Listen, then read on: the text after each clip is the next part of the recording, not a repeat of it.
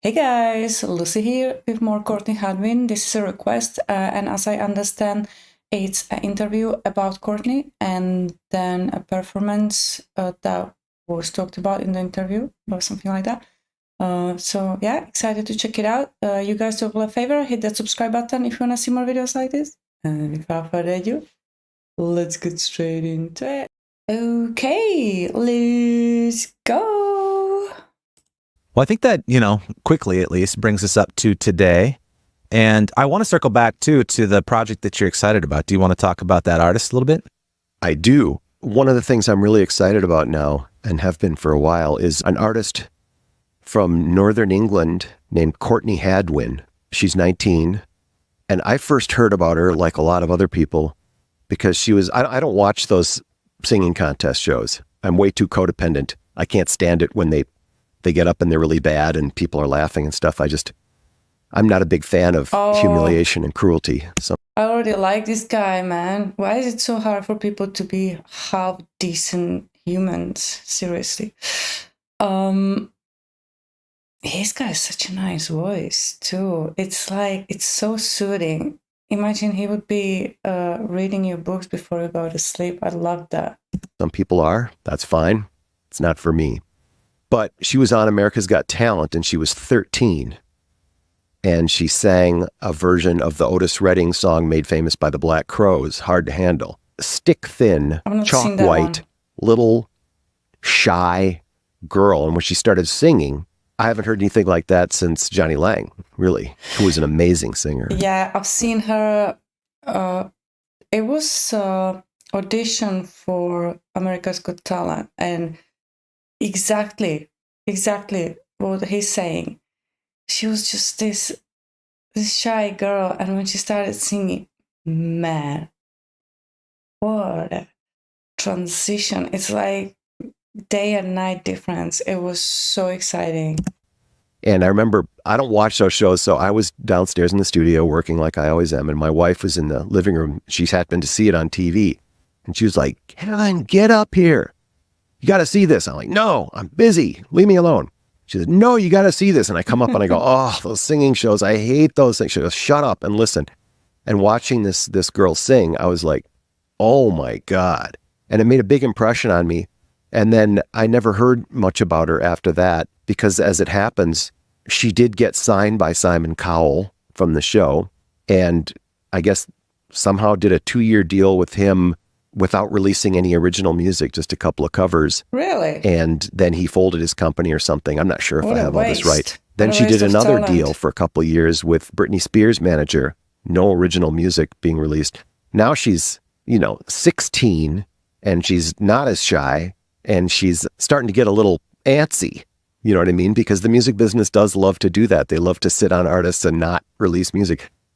That business philosophy, I'm not sure. I mean, I'm not a music business person. I'm really not. But I still think, what did Wayne Gretzky say? You miss 100% of the shots you don't take. And they weren't releasing any original music on her. And she went totally viral on that thing she did. She had, 10 million views. I mean, people all around the world knew who she was. And I mean, if you Google, you can still find like, whatever happened to Courtney Hadwin?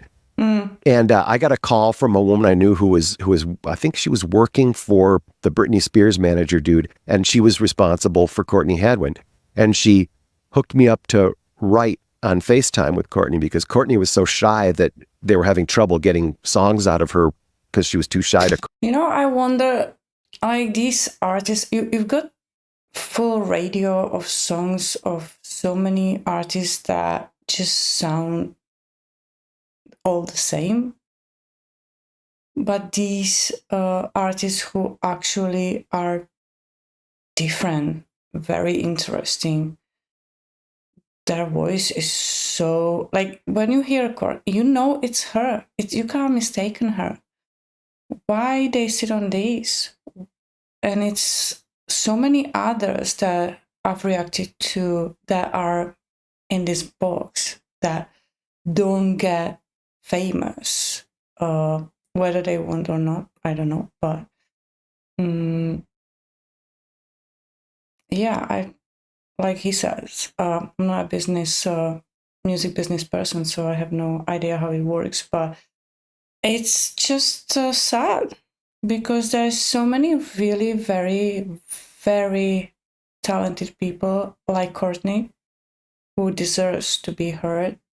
And yeah, let's see where this goes. Co-write with people. But I've gotten pretty good over the years at getting people to open up. And we just bonded right away. I thought she was so funny and so smart and so fun to work with. I bet. We started writing songs, and they didn't release any of them. The energy she's and then got is finally she got out of her insane. last deal. And I called her up and I said, dude, don't sign another deal. This clearly isn't working for you. By that point, she was 17, and she was starting to feel pretty feisty about this. I was like, let's do this. We'll both go on DistroKid, and we'll do a punk rock deal. I won't charge you anything. We'll do 50-50 on writing, publishing, everything, master, and we'll just start releasing music independently and see what happens. And stuff started to happen. We put out, 4 songs. One of them has like 1.5 million views on YouTube. She made a couple of cool videos, but we'd still never met. It was all FaceTime. And we wrote a ton of songs that way. Then she got a call about not that long ago, 3 months ago, from Clive Davis to go. They were doing a show at Carnegie Hall, a tribute to Clive Davis and all the artists he signed. Clive is 91. My theory is that Clive never leaves the house unless it's to go to a tribute concert to him. And so he actually gets out a lot because there's a lot of them. And so he's been doing it so long that, a couple of the biggest artists that he signed are no longer with us, primarily Whitney Houston and Janis Joplin. So apparently the people putting the show together had said they were going to get Miley Cyrus to sing a Janis song. And old Clive got wind of it and he said, no, I want Courtney Hadwin, because he was aware of her. Wow. And there's not that many people that can sing like Janis Joplin. I mean, physically. They just, Yeah. it's That's just rare. it is very rare. So he called her and asked her to do it. And she said, of course, that's great. So she did Piece of My Heart at Carnegie Hall. And this is just, a couple months ago with the New York Pops. And she got a standing ovation. I mean, Nancy Pelosi and Martha Stewart and all these fancy people were there. And she just killed it. And we're sitting there hanging out all day with Dionne Warwick and Barry Manilow and Carlos Santana and Rob Thomas and John McEnroe, because he's married to the woman who sang Goodbye to You.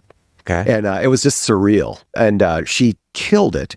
And we worked it out that I met her in New York and I kind of like handled her and got her around and stuff during those 3 days. And then after we flew here to Minneapolis and did vocals on all these songs that we were written and hadn't released for her first album. And I'm finishing that record now. I still have backup singers coming in, gospel singers, in the next few days, and strings. All the horns are done. Almost everything else is done. And we've got like 20 songs. Awesome. So I'll finish all of them, mix them. We'll pick which ones go on the record, 10 or whatever. And her first record will come out the first of the year. No publisher, no label, no one telling us what to do, which is nice because neither of us are big fans at this point of hierarchy. Yeah. We don't like people telling us what to do. She knows what she wants to do, and I like helping her do it. And we're having a blast with this record. And she came and did vocals for 2 weeks, every day, all day. There's some songs, I looked at one, she did 27 takes of the lead vocal, and that's not at my request. She is really hardworking. Those people in Northern England are different. People like us in the States, we think of England and we think of Bridgerton. We think of posh people in London, right? Sure. I always tell Courtney, she lives outside of York. And I always say, you live in the Bemidji of England. They're hard scrabble, working class people. And they're this is just my cultural take, skeptical and distrustful of fancy people saying fancy things. And so I appreciate that. Man, he's so right. I came to England with precisely the same opinion of people that I've seen on TV, and posh people from London, and that's what I thought England was. And I live in North as well, and it's so far away from the what you see on TV. It's nothing like that. Not at all. It's so funny. You know, she's very down to earth in her artistic approach and her personal approach. But we just had the best time, and I'm super excited for this record because, I mean, she's got like, social media, it is what it is, but she's got over 1 million subscribers to YouTube. So she's got, these people have been waiting for a record from her for 7 years. Yeah. Wow. And they never gave up on her. Wow, that's saying a lot. And they're all over the world. So people will hear, they're waiting for this. And that's exciting. Well, I'm excited for you guys and excited to hear this whole record when it comes out. So congrats on getting this process happening after so long. And it'll be a fun one to see what happens with it. She's got everything that's, obviously got the talent, has now a producer and recording ability. She's already got a fairly sizable audience from the sounds of it. If she's has the ability to make some videos and stuff. Mm-hmm. She's got everything she needs. She's dying to tour, so she's busy putting a band together in UK and talking to managers and trying out different management relationships and stuff like that. But I stay out of that. That's not my thing. But I got a good feeling about this. I mean, I could be wrong. It could all go to hell tomorrow, but the music is definitely there. Because, we wrote for 4 years. Very cool. Yeah, it is cool. Oh, it was awesome. It was awesome. Good for her that she's finally getting her momentum, hopefully. Okay, Courtney, girl, let's go.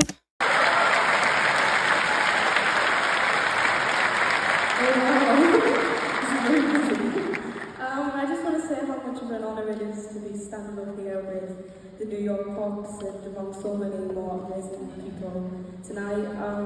Finding Janis Joplin and her music opened so many doors for me, and if it wasn't for Clive himself guiding Janis into the artist she became, I don't think I would be standing here, not only on the stage but in general as a singer.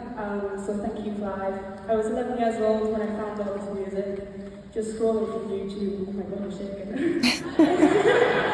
And I think Bless her. my own music and still looking up to these legends. I hope you all have an amazing night. This is one of my personal favourites by Janis. This is Peace in My Mind.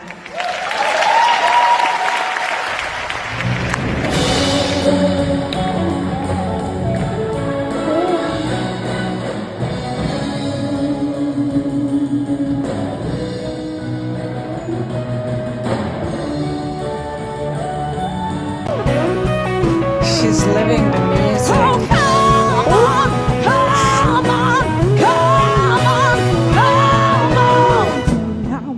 Oh my goodness gracious.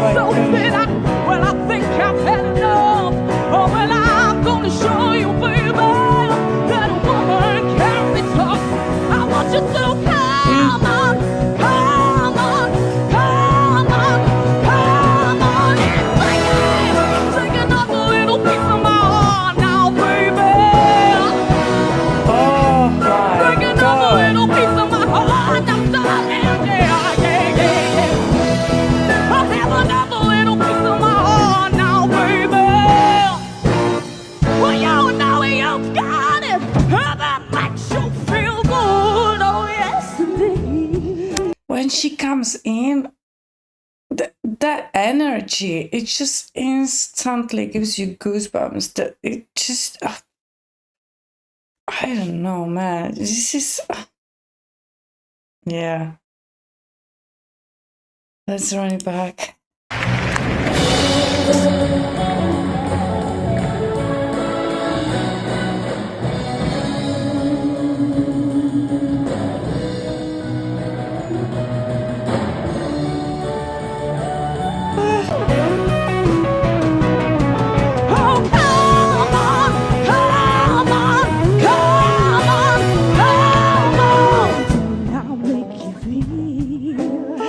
Contrast too, like, oh my goodness. Yeah.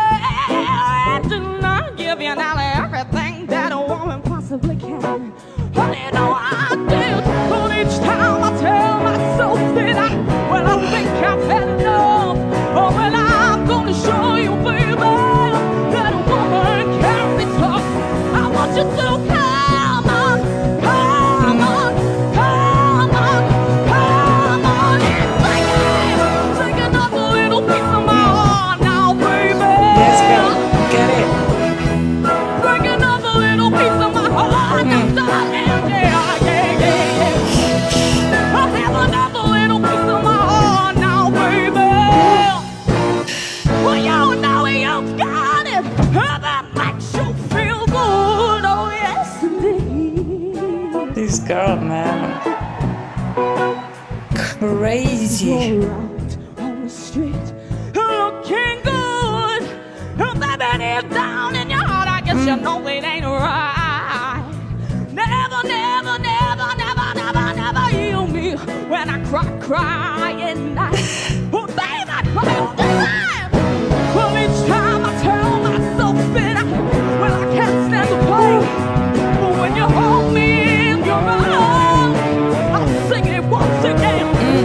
I say, come on, come on, come on, come on. Take another little piece of my heart now, baby. Break another little piece of my heart now, darling. Yeah, yeah, yeah, yeah. Have another little piece of my heart now, baby. Well, you know you've got it, and that makes you feel good. Wow. That was insane.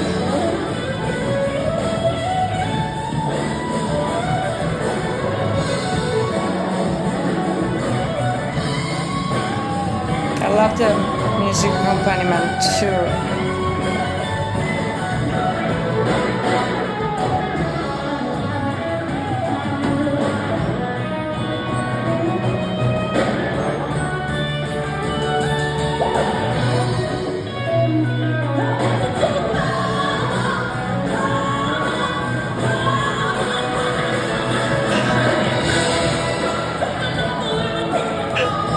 Oh my god, this is so good.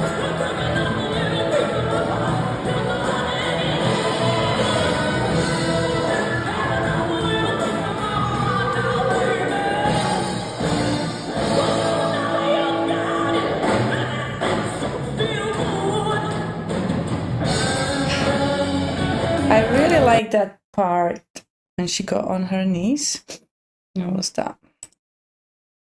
It's really bad. Feel good, oh yes indeed. You're out on the street looking good. Baby, deep down in your heart, I guess you know it ain't right. Yeah. Never, never, never, never, never, never heal me when I cry at night. Oh, babe, I cry all the time. Well, each time I tell myself that I can't stand the pain. But when you hold me in your arms, I'll sing it once again. I say, come on, come on, Yes. come on, come on. Take another little piece of my heart now, baby. Break another little piece of my heart now, darling. Yeah, yeah, yeah, yeah. Have another little piece of my heart now, baby. Well, you know you've got it, and that makes you feel good. Okay. Wow, this girl is a force of nature. The way she moves, the way she feels the music, so amazing. I love it. And the difference between her when she was younger and now, not in the energy when she sings, that's still the same, still as fierce as before. But when she was shy and now she's not anymore, but remains humble and respectful, it's so good to see. I love that. And yeah, hopefully she's gonna get her break now. I'm here for it. I'm excited for her. And yeah, thank you for requesting this. I enjoyed it. You guys, whatever else you want me to react to, let me know in the comments. And I'll see you in my next video. Bye!